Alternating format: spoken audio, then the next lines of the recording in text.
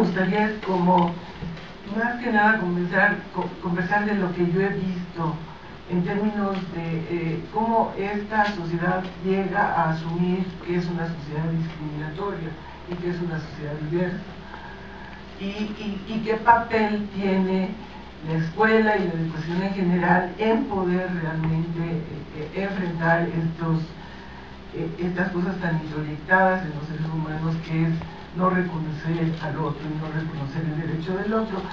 Y empezaría un poco señalando que en los años 70 esencialmente se buscaba ampliar la oferta de servicios públicos a la población, como la salud o la educación, asumiendo esencialmente que se trataban de poblaciones homogéneas. O sea, todavía en los 70 pensábamos que todos éramos iguales y que lo que había que hacer era lograr que todos accedieran a salud y educación. Solamente los programas de alimentación sí se dirigían de manera específica a los niños, y de alguna manera los de seguridad social a los trabajadores de lo que ahora llamamos sector formal, pero había la expectativa de que todos fuéramos cubiertos por la seguridad social una vez que accediéramos a trabajos formales. Ese modelo excluía, era un modelo, yo diría, como señalan las compañeras del movimiento feminista, un modelo muy androcéntrico, y entonces un grupo súper excluido en esto era precisamente las mujeres, y en esa época las mujeres asumieron como centro de su agenda la incorporación de las mujeres al desarrollo. En aquella época era todavía el acceso a la salud, a la educación, a la tierra, al empleo. No estaba la discusión todavía de género y de relaciones de poder, que se empiezan realmente hasta los 90.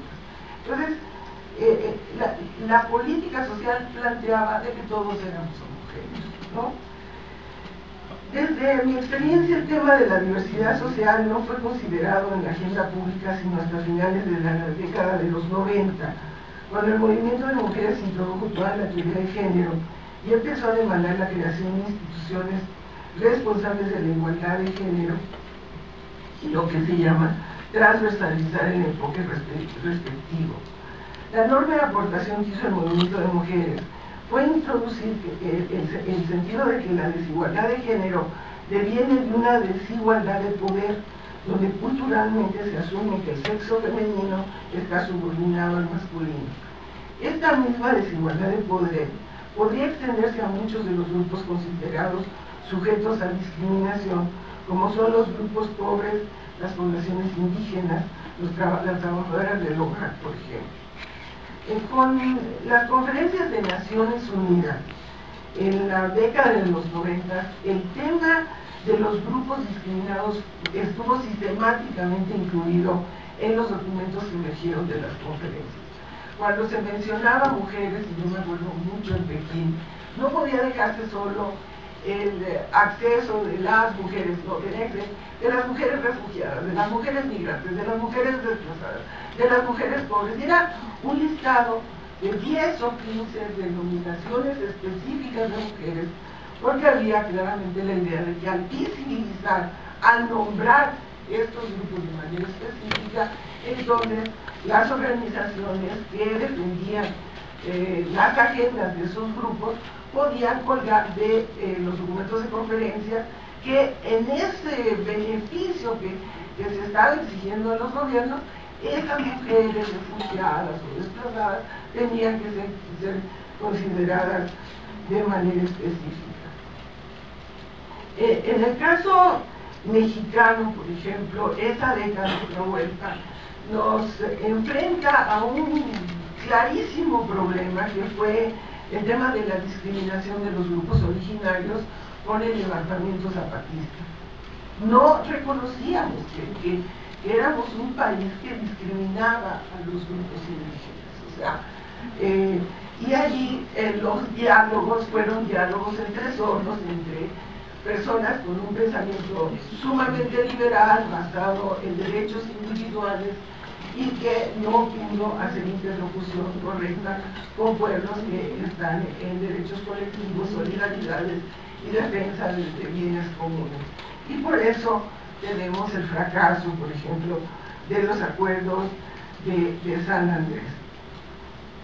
Pero el tema de la diversidad social tiene realmente su reconocimiento y su consideración en el campo de la política pública hasta los primeros años de este siglo, cuando en 2001 se incorporó en el artículo primero de la Constitución Política de los Estados Unidos Mexicanos el derecho a la no discriminación.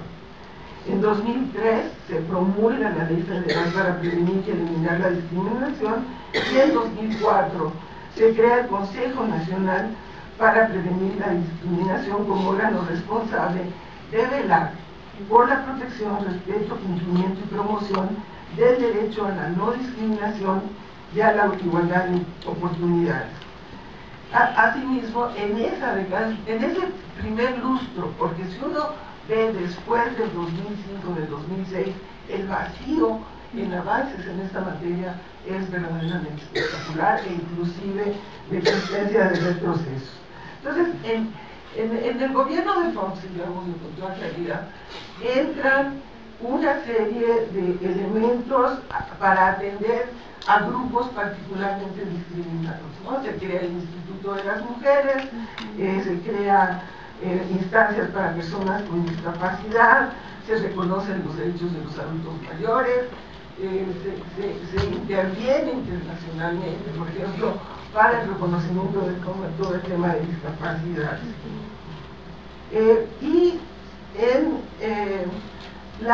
Ya más recientemente, y yo diría no por un esfuerzo del gobierno mexicano, sino por las agendas de las organizaciones, se logra incluir el tema de derechos humanos en la Constitución apenas el año pasado, y la plena comprensión del significado de la discriminación como la imposibilidad del pleno ejercicio de los derechos y garantías de ciertos sectores sociales de la población en razón de sexo, raza, creencia religiosa o política, nacionalidad, situación social, orientación sexual, edad y condición de discapacidad.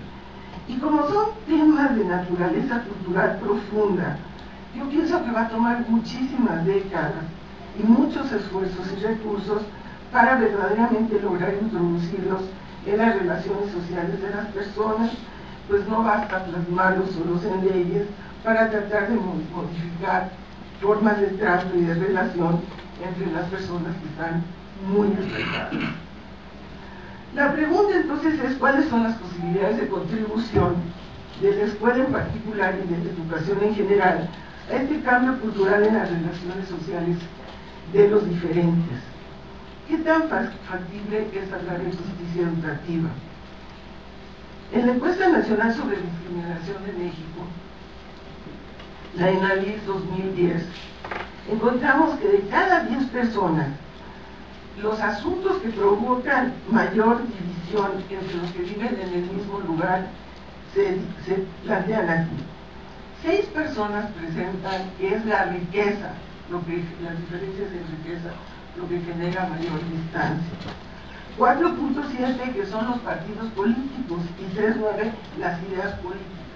O sea, las comunidades están sintiendo que los partidos políticos están ejerciendo una división entre la gente muy complicada, están destruyendo comunidad. Yo acabo de conversar con gente de Milpalta y de Tláhuac y me dicen, ya no sabemos qué hacer porque nos tienen confrontados, ¿no? Y la educación aparece como el tercer elemento. 4.4 personas consideran que es la educación la que produce divisiones. Las causales, curiosamente, que obtuvieron los niveles más bajos son la religión, la etnia y las personas que llegan de fuera.